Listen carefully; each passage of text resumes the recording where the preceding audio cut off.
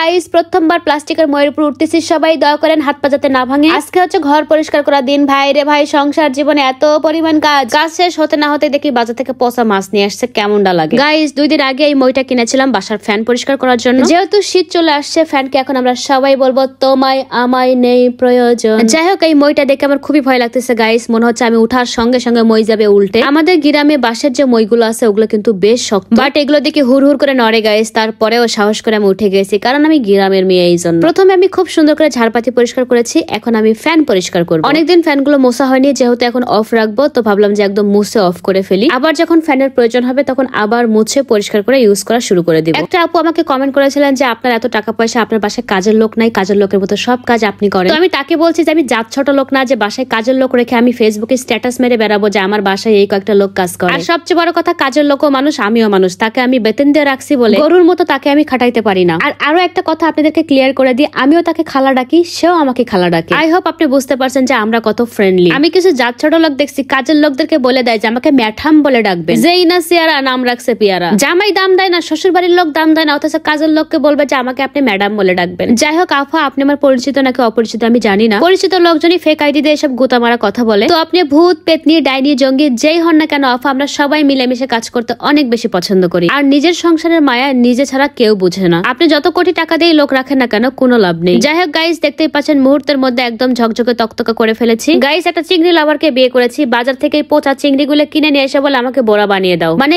কি বলবো গাইস, একবার মনে হয় যে মুখের পুর ডাহা বলে যে আমি দিব না, কিন্তু পরেক্ষণে মনে হয় গাইস না না, এটা বলা ঠিক হবে না, এটা আমার দায়িত্ব। চিংড়ি মাছের বড়া বানানোর আগে আপনাদের সাথে ছোট্ট একটা হেয়ার কেয়ার ভিডিও শেয়ার করব।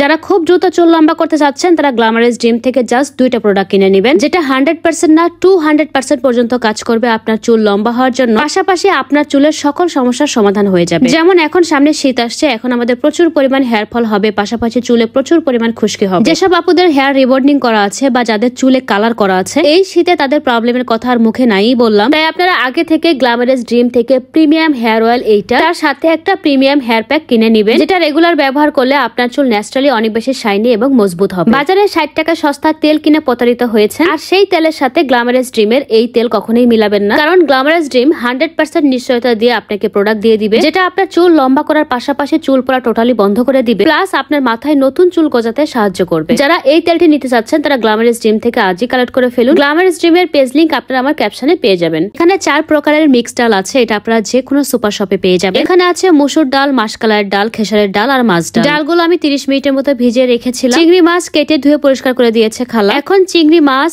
ডাল, পুদিনা পাতা, কাঁচা মরিচ, রসুনের কয়েকটা দানা আর সামান্য পরিমাণ পানি, সবগুলো একসাথে আমি ব্লেন্ড করে নিব। এটা পাটায় বেটে করলে বেশি মজা হয়, কিন্তু টাইম আমাদের খুবই কম ছিল তাই আমরা ব্লেন্ডারে ব্লেন্ড করে নিচ্ছি। খুব বেশি ব্লেন্ড করা দরকার নেই, একটু শক্তই রাখবেন। এখন আমি এখানে দিয়ে দিচ্ছি স্বাদ মতো লবণ, সামান্য পরিমাণ হলুদের গুঁড়া, মরিচের গুঁড়া, ধনিয়া গুঁড়া, জিরা গুঁড়া, সবকিছু আমি একত্রে ভালোভাবে মিক্সড করে সরিষার তেলে ভেজে নিব। গাইস এই ডালগুলো যখন মাখাচ্ছিলাম এত সুন্দর গন্ধ বের হচ্ছিল, মনে হচ্ছে এখনই খাই ফেলি। গাইস এটা আমি টোটালি প্রথমবার বানাচ্ছি, আমার একটু ভুল ত্রুটি হতে পারে। যেমন প্রথমবার বড়াগুলো অনেক মোটা মোটা করে ফেলেছি, যার কারণে উল্টাইতে গিয়ে একটু প্রবলেম হচ্ছিল, একটা তো ভেঙেই গেছে। তবে সেকেন্ড টাইম যখন আবার পাতলা করে দিয়েছি তখন খুবই ভালো হয়েছে। প্রথম যে 3টা বানিয়েছে সেই 3টা 3জন খেয়ে ফেলেছে, খুবই প্রশংসা করেছে। তাই পরের বার 2 চুলায় 2টা দিয়ে দিয়েছি। আপনারা অবশ্যই চিংড়ি মাছের এই বড়াটা বাসায় ট্রাই করবেন, খুবই মজা খেতে। ভাতের সাথেও খেতে পারবেন, আবার এমনিও খেতে পারবেন। এখন যাবো আমি অভিকে টেস্ট করাতে, দেখি খেয়ে সে কি বলে। আমি একটু ভয় পাচ্ছিলাম গাইস, বড়াগুলো অনেক বেশি স্পাইসি হয়েছে। যাই বলেন গাইস, এসব ভাজা পড়াই স্পাইসি না হলে একদমই খেতে ভালো লাগে না। জামাই খেয়ে খুবই খুশি, খুবই প্রশংসা করেছে, বলতে গেলে ফিদা হয়ে গেছে। সবাই ভালো থাকেন, টাটা এন্ড টেক কেয়ার।